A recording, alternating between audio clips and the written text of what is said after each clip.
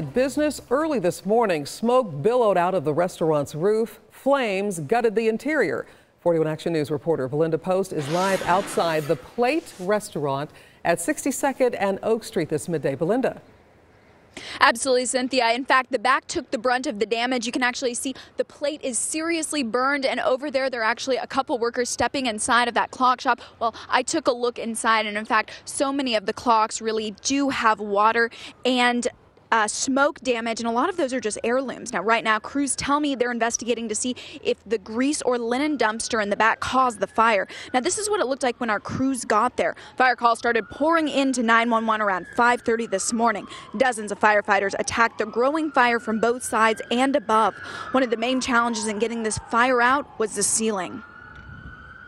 Through renovations, through the different properties that you see or the different businesses you see in there, they've done a lot of renovation and a lot of HVAC work, and so it made it pretty challenging to get to the access to the fire.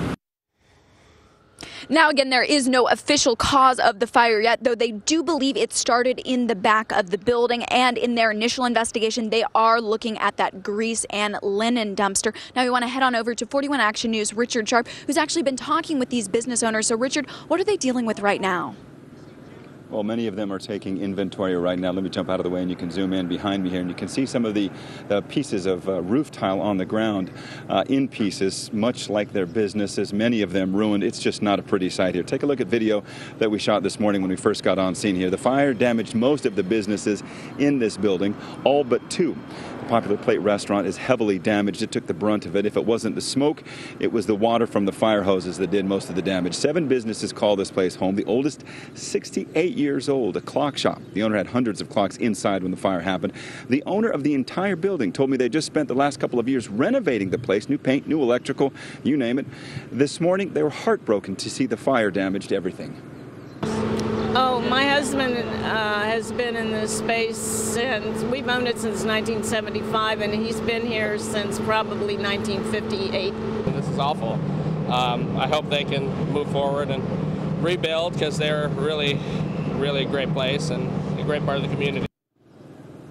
Back here live, you can see the top of the building there damaged from the fire. Firefighters had to cut into that to make sure the smoke in the fire didn't work its way through that and keep the building on fire. A lot of the homeowners, or business owners are out here today just sifting through everything. It is a mess. Most of it wet, some of it smoke damaged. A lot of them are trying to find a new place to operate, but definitely some heartbreaking situations out here with as they sift through what is left of their businesses. Live at the scene, I'm Richard Sharp, 41 Action News.